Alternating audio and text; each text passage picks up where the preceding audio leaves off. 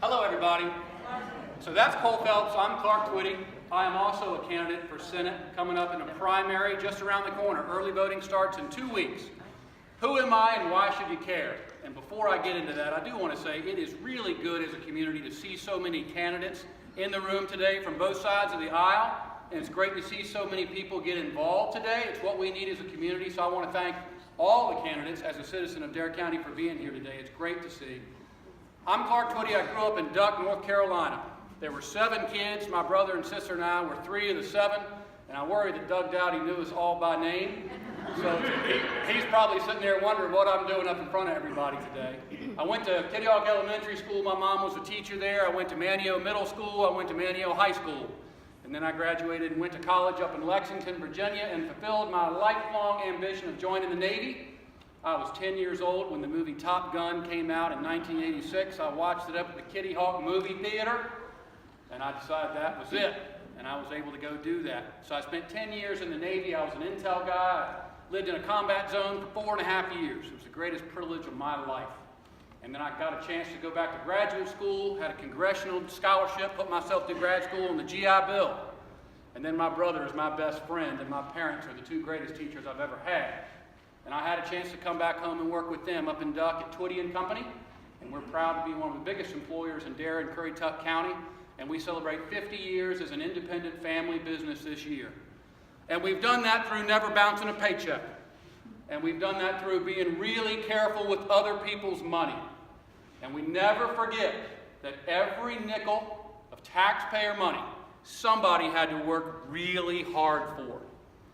And on the Republican side, we talk about things like less taxes and less government and more individual liberty. And I can't always promise as a candidate that we'll always agree on everything. In fact, if we're truthful and honest with ourselves, it will rarely be unanimous on anything. But we do promise we have to work together. And folks, as citizens of northeastern North Carolina, here's the truth. We may not want to hear it, but it's true.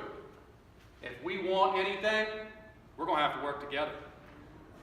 2 million people have moved to North Carolina in the past several years. That's the equivalent of the state of Nebraska moving to North Carolina. That population growth has occurred overwhelmingly in urban areas like Raleigh and Charlotte.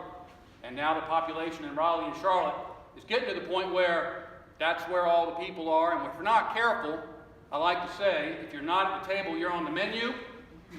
We need to be careful we're not on the menu. And in order to do that, we've got to elect folks, and I don't even say elect.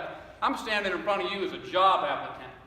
You hire someone to go to Raleigh and represent you because this government of, by, and for the people takes your money. And when they take their money, they owe you several things. Number one, they owe you representation because you get a vote, literally, in how that money gets spent. And you also get a voice in Raleigh. And we need to make sure that the voice we send to Raleigh, you hire to send to Raleigh, is someone who will look after every nickel of taxpayer money that somebody worked really hard to earn. And somebody who understands Dare County. My wife and little girl, and I live back in Collington behind the fire station. My wife would be here, but my 2-year-old didn't want to take a nap. So those of you probably understand the predicament we were in, so that's where they are right now.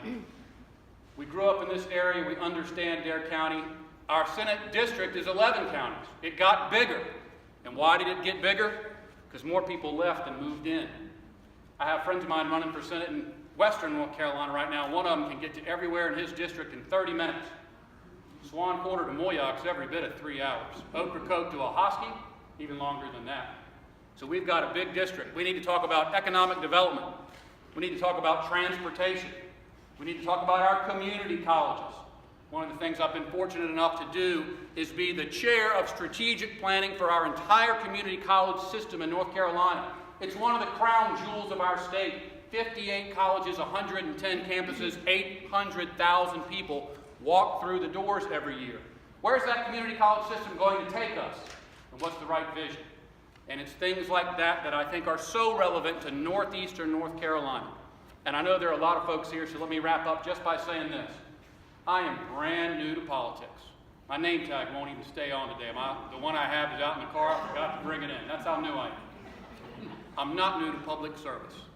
I'm on the board of for-profit, non-profit, things like the Outer Banks Community Foundation. I don't say that to politicize the community foundation. They should not be politicized, but we need folks that understand our community and our region. And we need the ability to get to our elected officials. And this isn't running down anybody. I'm not saying that somebody's not accessible, but you ought to be able to call somebody. And I like to say the only bad question is the one that's not asked. So if we disagree, let's put all our cards on the table and disagree. I think most of us agree. Let's talk about what we agree on, and you'll always get an honest and open and respectful conversation when we agree and when we don't agree. And I hope in the weeks to come, I don't ask for your vote.